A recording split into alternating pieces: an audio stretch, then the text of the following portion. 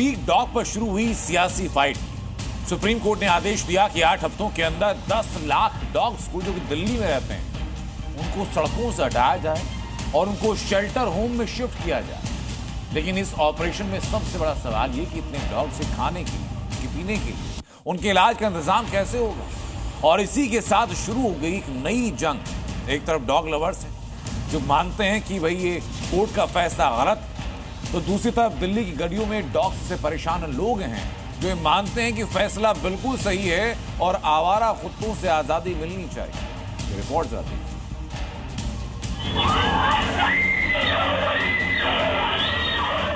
Delhi NCR की गलियों की तस्वीर अब बदलने वाली है।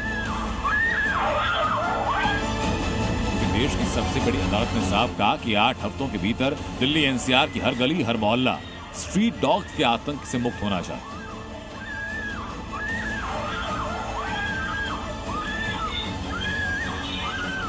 कोर्ट का आदेश ये कि स्ट्रीट डॉग्स को पकड़ो, उन्हें शेल्टर होम में रखो। और ये काम सिर्फ दिल्ली नहीं बल्कि एनसीआर यानी नोएडा, गुरुग्राम और गाजियाबाद में भी करना है। कोर्ट ने कहा कि काम सबसे पहले उन इलाकों में शुरू होना चाहिए जहां डॉग बाइट की घटनाएं सबसे ज्यादा होती हैं, जहां लोग हर वक्त डर के साए में होते हैं, जहां बच्चों का बाहर खेलना, बड़ों का सुबह की सैर करना स्ट्रीट डॉग्स के डर से लगभग बंद हो चुका है। लेकिन सुप्रीम कोर्ट के आदेश के साथ ही इस पर राजनीति भी तेज हो गई। स्ट्रीट डॉग के खिलाफ आदेश के बाद बीजेपी नेता मेनका गांधी ने विरोध दर्ज किया। अभी 3 लाख कुत्तों के लिए आपको 3000 पाउंड बनाने पड़ेंगे और वो भी वहां बनाने पड़ेंगे जहां कोई रहता नहीं है, क्योंकि एक कॉलोनी के अंदर तो आप बना नहीं सकते हैं जिसमें आप 100 कुत्ते डालेंगे या 200 कुत्ते डालेंगे। तो एक पाउंड को बनाने में आपको लगेंगे 4-5 करोड़, क्योंकि दीवारें बहुत बड़ी होंगी। कांग्रेस नेता राहुल गांधी ने सुप्रीम कोर्ट के आदेश की आलोचना की और एक्स पर पोस्ट किया कि सुप्रीम कोर्ट का दिल्ली एनसीआर के सभी आवारा कुत्तों को हटाने का निर्देश मानव और विज्ञान आधारित दशकों पुरानी पॉलिसी के पीछे हटने जैसा है। ये बेजुबान कोई समस्या नहीं जिन्हें मिटा दिया जाए। सुप्रीम कोर्ट के आदेश के बाद डॉग लवर्स फैसले की आलोचना में हैं, लेकिन जिन्होंने स्ट्रीट डॉग्स का आतंक झेला वो कोर्ट के फैसले को सही ठहरा रहे हैं। देखिए, ये फैसला तो बहुत अच्छा है। इनसे बहुत एक्सीडेंट होते हैं, काफी लोगों को, बच्चों को भी दिक्कत होती है, बुजुर्गों को भी दिक्कत होती है। कुत्ते काट लेते हैं। जगह गली गली बहुत ही आवारा कुत्ते घूमते थे, जिससे कि चलने आने में और सैर करने में डर लगता था। जहाँ भी देखो कुत्ते फैले हुए थे। पास 2 बार मेरे पास हमला हो चुका कुत्ते इनका। एक बार यहाँ से खा लिया, एक बार यहाँ से खा लिया।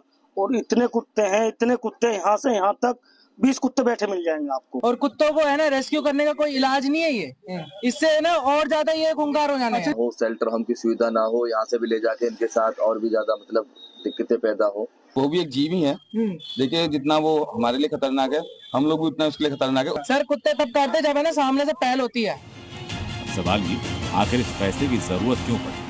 आंकड़ों के मुताबिक दिल्ली में 10 लाख से ज्यादा डॉग्स हैं। साल 2024 में दिल्ली में डॉग्स के काटने से 68,090 मामले दर्ज किए। जनवरी से जून 2025 तक जानवरों के काटने की कुल 35,198 घटनाएं सामने आई।